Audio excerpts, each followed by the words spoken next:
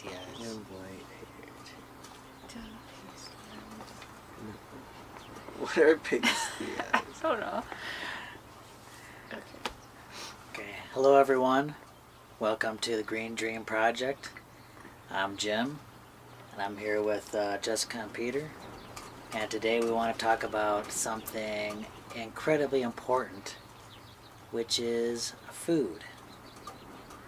Now, food is one of the big reasons why we decided to do this, right?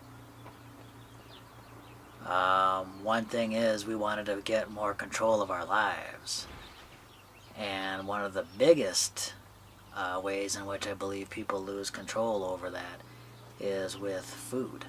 And it's such a basic thing. I think it's sometimes people don't even think about it. It's so, it's easy to get lost.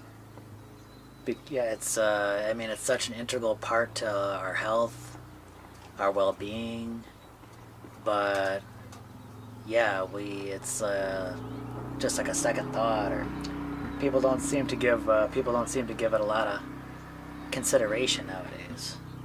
So we want to get more control over our lives. We want to get more control over the food we eat. We want to start growing our own food so it's fresh. Yeah, I think it's always good to know where your food is coming from, because it's such an important part of like your body and all of its processes. Like all that nutrition is spread throughout your body and used for different things. Nutrition's like a huge thing.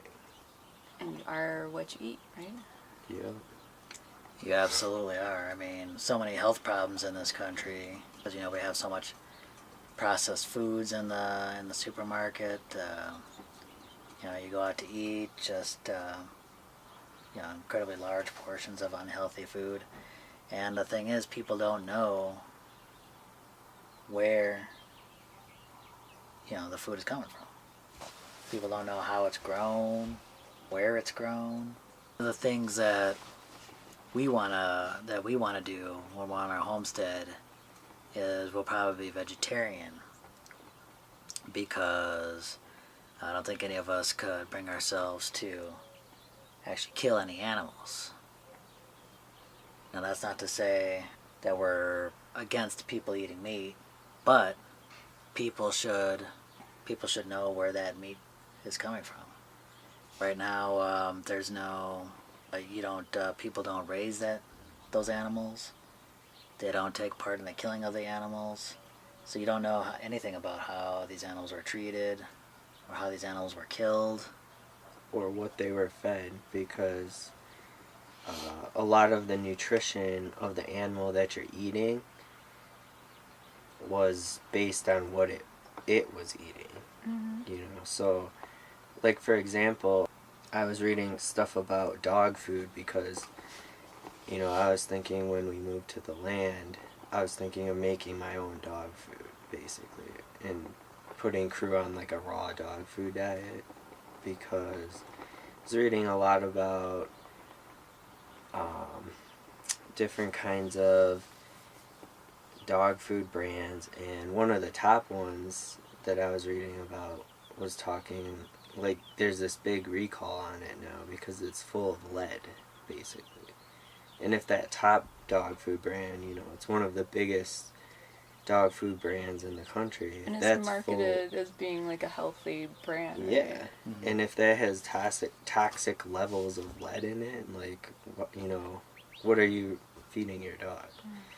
Also, I was reading about with that raw diet that you don't want to feed your dog too much chicken and poultry, because a lot of the poultry that even we eat has a lot of like grain-fed chickens. Mm-hmm. They're not free range or anything like that, unless it says free range chickens. But chickens aren't supposed to be eating grain, and so then you're ingesting chickens that ate grain, and that has like a lot of fatty amino 6 acids in them. Instead of, you want your omega 3s and not omega 6s, especially with dogs, too. Omega 6s cause a lot of inflammation, a lot more inflammation. So people think they're being healthy by eating chicken, but really it's not.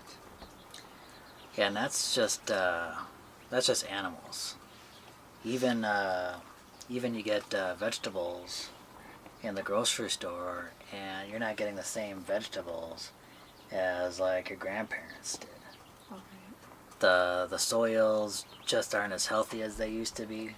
The nutrition in our fruits and vegetables isn't the same nutrition that we had, decades ago.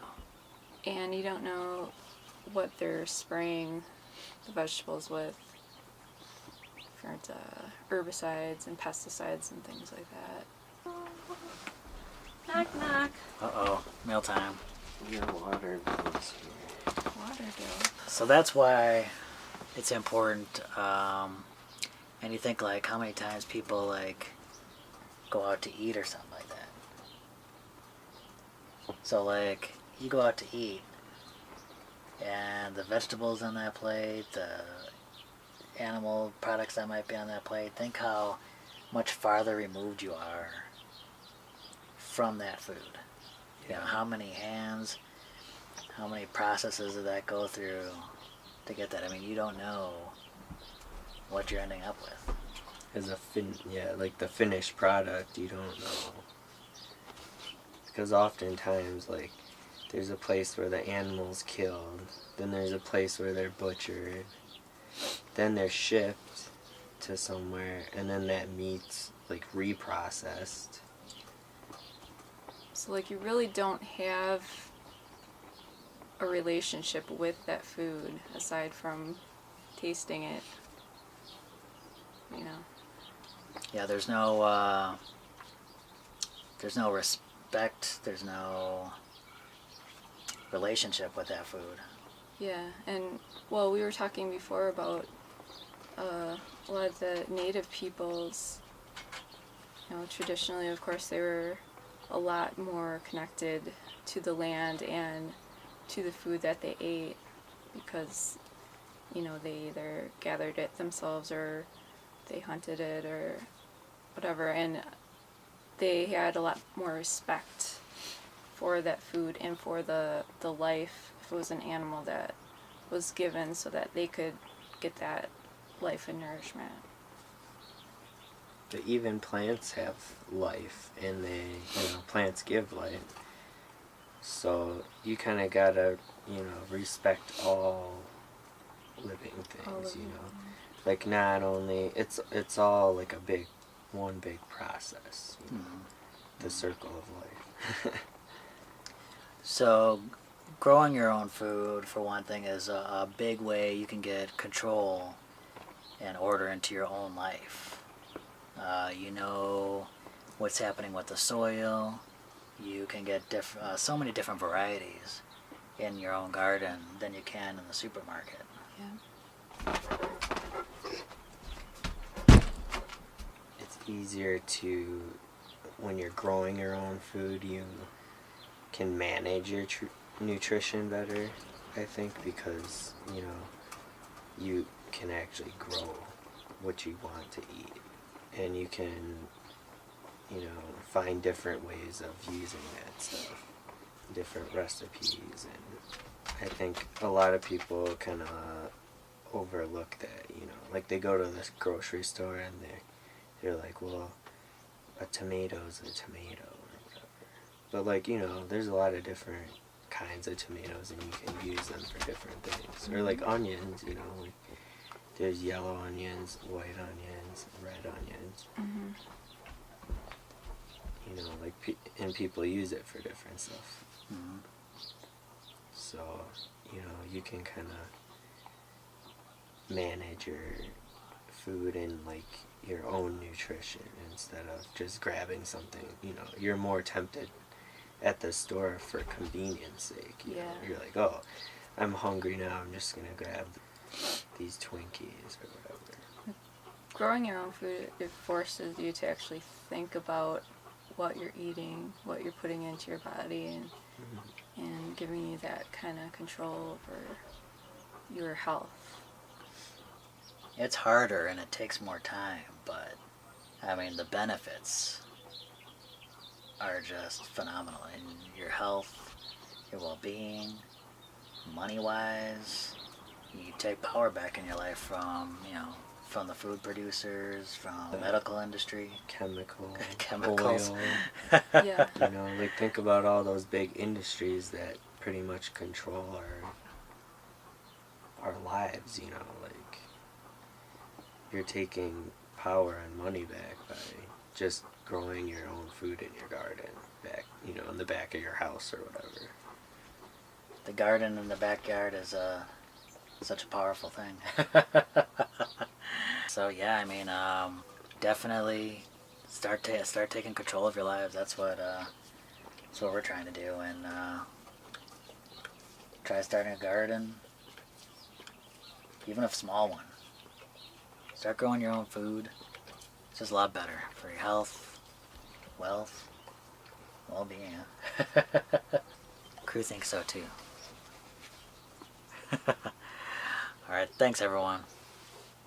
Bye. Hey everyone. Hey, if you enjoyed this video, don't forget to like, share, and subscribe. Alright, thanks.